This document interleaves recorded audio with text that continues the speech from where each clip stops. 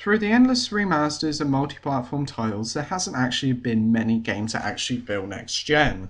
Yes, we've had Killzone and yes, we've had Infamous, but both those titles were sequels.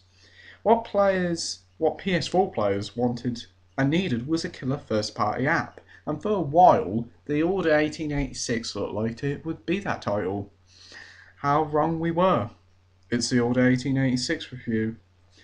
The Order 1886 is a single-player third-person shooter set in an alternative history version of Victorian London, set in the year, yes you've guessed it, 1886. You play as a guy called Sir Galahad who serves a century-old order to keep peace between mankind and half-breeds. This war has been getting worse years and years and years, but it seems to be getting worse since the Industrial Revolution. This is where the game starts. The story starts off with you fighting the half-breeds and rebels, but after some revelations it makes Galahad questions the Order, and what he knows will change the Order forever. The story itself starts off quite promising, bringing up interesting subplots, but nearing the end of the game, the story just falls flat. As you complete the game and watch the abrupt ending, you end up with so many unanswered questions, and it feels like a cheap way to pave the way for a sequel. The characters themselves, though, are actually pretty likeable and are brilliantly written and well acted.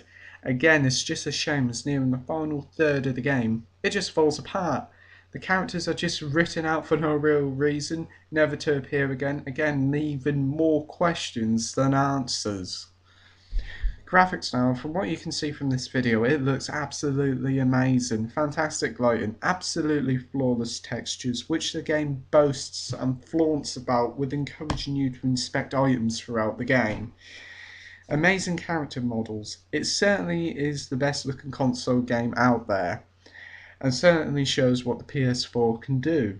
Even though I'm not that keen on the black bars, are actually more of a hindrance than anything, as they do interfere with the shooting and stealth sections, though I can see where the developers were coming from. Kudos to the awesome soundtrack. The soundtrack is great, with many great moody tunes that suits the game. The voice acting is also brilliant, with no dodgy London accents in sight. Gameplay now, and this is where the Order does fall apart again. The gameplay is split into different types of gameplay, well, if you count walking gameplay. The first I'll talk about is shooting. The gunplay is well executed and plenty of fun, especially when you gain access to the special science weapons. The AI is a bit iffy and doesn't really pose no threat, until the later stages where there's more enemies on the screen and there's a shotgun guy who is literally way too overpowered and will result in many cheap deaths. The combat with the half-breeds doesn't really fare much better. The half-breeds charge at you and you have to dodge them, then shoot them, then if they're on the floor, stab them. That's it.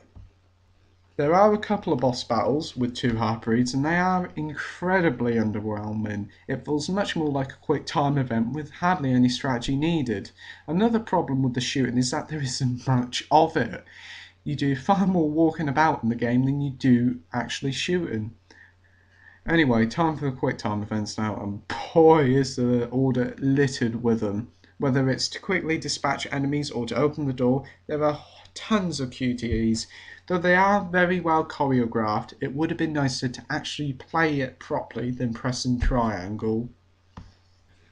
The Order also does include some stealth sections, which can cause some really bad frustration. As soon as you are spotted by a guard, you are dead, shot in the head with no chance to actually fight back, which seems a bit cheap as there's many times that I've died and I haven't even seen a guard, thanks to the black bars. Value for money now. Whoa, this is the Order's biggest problem. As you may have heard, the game is very short, and it is. The game took me just over 7 hours to complete. A good 3 of those are cutscenes, and that's not even counting the QTEs. The thing is, I wouldn't moan if there was other things to actually do, but unfortunately there is nothing. Just to replay the game again, and that's it. There are a few collectibles to collect through the game, but there's no way to track them. And bar getting a trophy, there isn't really no incentive to do that. For a full retail release of £50, it is disgusting to charge so much for what is basically a tech demo. It should have been like the Last of Us demo that came with God of War Ascension. It should have been a free demo that came with a new Sony game. Let's say God of War 3 remastered. Then it wouldn't be so bad. Overall, the Order 1886 feels like a look but do not touch game. Its production values are superb with sublime graphics, great music and voice acting, likeable characters, but its length, abrupt ending, which leaves so many unanswered questions, so it cheaply paves the way for a sequel, to its bucket loads of QTEs and lack of value for money. Ready of Dawn has created an interesting world. Just a shame we couldn't have more of it and actually do stuff in it. I give the Order 1886 a 6 out of 10. It's just a shame that the game feels very much like its QTEs. It's very scripted and there isn't much freedom. But after that, all that criticism, I really did enjoy the game. And I do think it's an experience that you should try, or at least rent. Rent it, or wait for a big price drop. Thanks for watching. Bye.